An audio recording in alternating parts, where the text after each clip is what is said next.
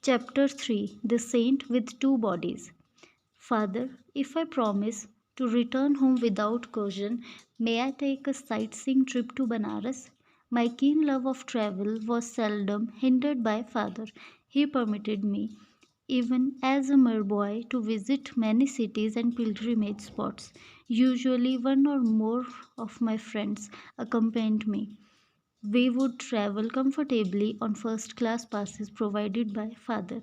His position as a railroad official was fully satisfactory to the nomads in the family. Father promised to give my request due consideration. The next day, he summoned me and held out a round trip pass from Bareilly to Banaras, a number of rupee notes, and two letters. I have a business matter to propose to a Banaras friend, Kedarnath Babu. Unfortunately, I have lost his address, but I believe you will be able to get this letter to him through our common friend, Swami Pranavanand. The Swami, my brother disciple, has attained an exalted spiritual stature. You will benefit by his company. This second note will serve as your introduction. Father's eyes twinkled as he added, Mind, no more flights from home. I set forth with the zest of my 12 years, though time has never dimmed my delight in new scenes and strange faces. Reaching Banaras, I proceeded immediately to the Swami's residence. The front door was open. I made my way to a long hall like room on the second floor. A rather stout man, wearing only a lion cloth, was seated in lotus posture on a slightly raised platform. His head and unwrinkled face were clean shaven. A beatific smile played about his lips. To dispel my thought that I had intruded, he greeted me as an old friend. Baba Anand, bliss to my dear one. His voice was given hurriedly in a childlike voice. I knelt and touched his feet. Are you Swami Pranavanand? He nodded. Are you Bhagwati's son? His words were out before I had time to get father's letter from my pocket. In astonishment, I handed him the note of introduction, which now seemed superfluous. Of course, I will locate Kedarnath Babu for you. The saint again surprised me by his clairvoyance. He glanced at the letter and made a few affectionate references to my parent. You know I am enjoying two pensions. One is by the recommendation of your father, for whom I once worked in the railroad office. The other is by the recommendation of my heavenly Father, for whom I have conscientiously finished my earthly duties in life. I found this remark very obscure. What kind of pension, sir, do you receive from the Heavenly Father? Does he drop money in your lap? He laughed. I mean, a pension of fathomless peace, a reward for many years of deep meditation. I never crave money now. My few material needs are amply provided for. Later, you will understand the significance of a second pension. Abruptly terminating our conversation, the saint became gravely motionless. A sphinx like air enveloped him. At first, his eyes sparkled as if observing something of interest, then grew dull. I felt abashed at his poquioque. He had not yet told me how I could meet father's friend. A trifle restlessly, I looked about me in the bare room, empty except for us two. My ideal gaze took in his wooden sandals laying under the platform seat. Little sir, don't get worried. The man you wish to see will with you in half an hour. The yogi was reading my mind, a feat not too difficult at the moment. Again, he fell into inscrutable silence. My watch informed me that 30 minutes had elapsed. The Swami aroused himself. I think Kedarnath Babu is nearing the door. I heard somebody coming up the stairs. An amazed incomprehension arose suddenly. My thoughts raced in confusion.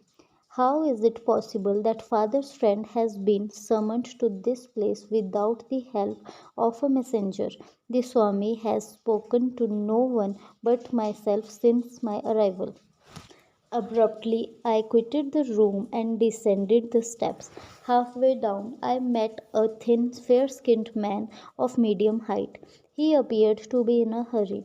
Are you Kedarnath Babu? Excitement colored my voice. Yes, are you not Bhagwati's son who has been waiting here to meet me? He smiled in friendly fashion. Sir, how do you happen to come here? I felt baffled resentment over his explicable presence. Everything is mysterious today. Less than an hour ago, I had just finished my bath in the Ganges when Swami Pranavanand approached me. I have no idea how he knew that I was there at that time. Bhagwati's son is waiting for you in my apartment, he said. Will you come with me? I gladly agreed. As we proceeded hand in hand, the Swami in his wooden sandals was strangely able to outpace me, though I wore these stout walking shoes. How long will it take you to reach my place? Pranavanandji suddenly halted to ask me this question. About half an hour. I have something else to do at present. He gave me an enigmatic glance. I must leave you behind. You can join me in my house, where Bhagwati's son and I will be awaiting you. Before I could remonstrate, he dashed swiftly past me and disappeared in the crowd. I walked here as fast as possible. This explanation only increased my bewilderment. I inquired how long he had known the Swami.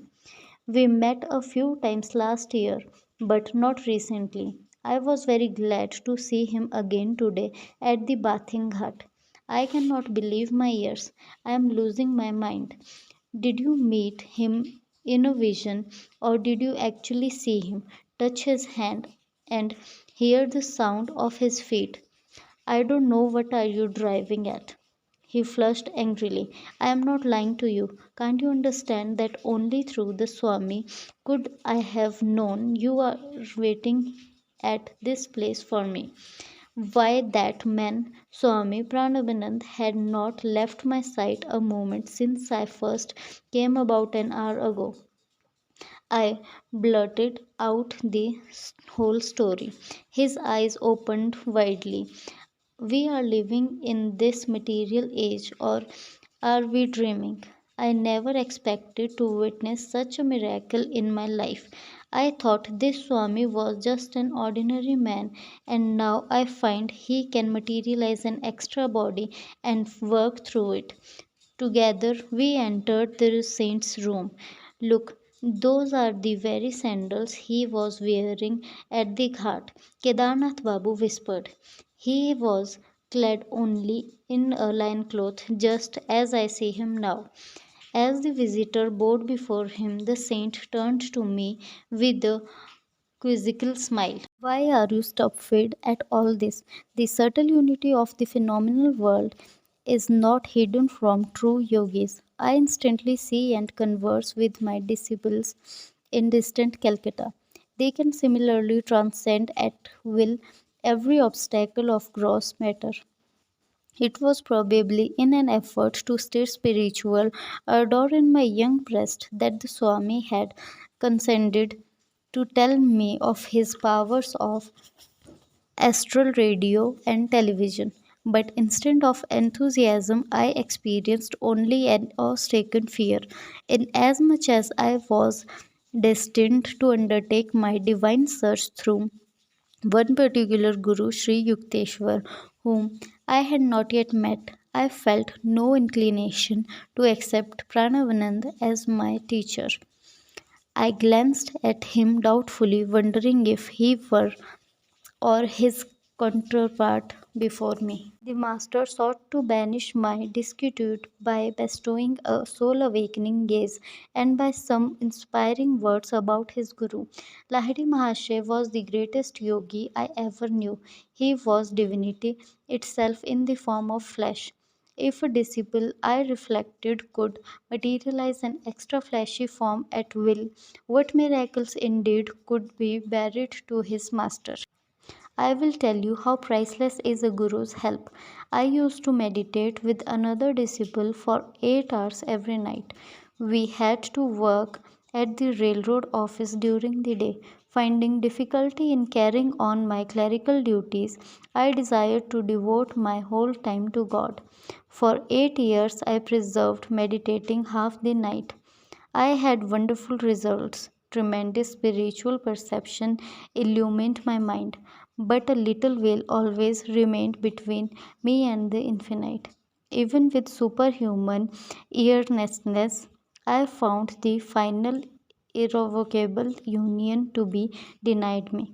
One evening, I paid a visit to Lahiri Mahasaya and pleaded for his divine interaction. My importunities continued during the entire night.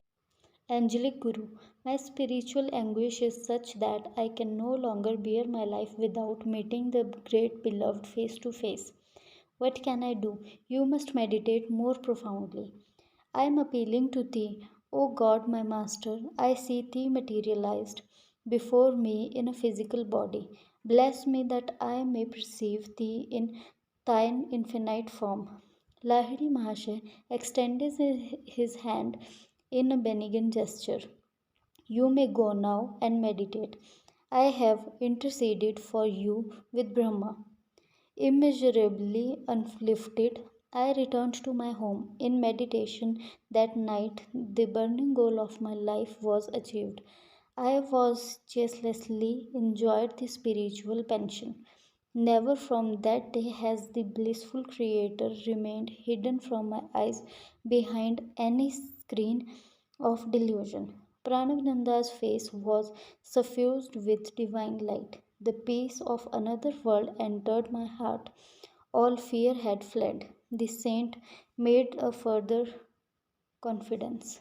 Some months later, I returned to Lahiri Mahasaya and tried to thank him for his bestowal of the infinite gift. Then I mentioned another matter. Divine Guru, I can no longer work in the office. Please release me. Brahma keeps me continuously intoxicated. Apply for a pension from your company. What reason shall I give so early in my service?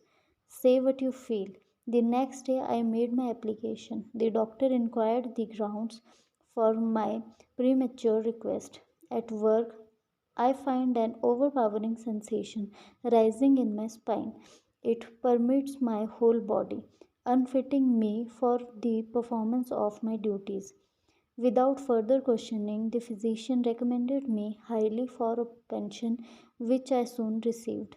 I know the divine will of Lahiri Mahasaya worked through the doctor and the railroad officials, including your father. Automatically, they obeyed the great Guru's spiritual direction and freed me for a life of unbroken communion with the beloved.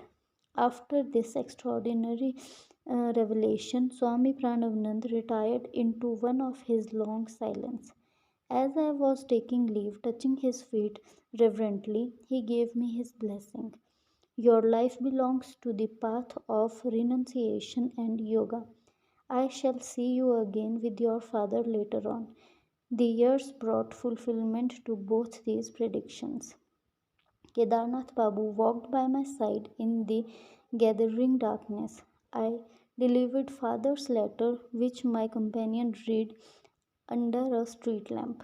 Your father suggests that I take a position in the Calcutta office of his railroad company. How pleasant to look forward to at least one of the pension that Swami Pranavanand enjoys. But it is impossible. I cannot leave Banaras. Alas, two bodies are not yet for me.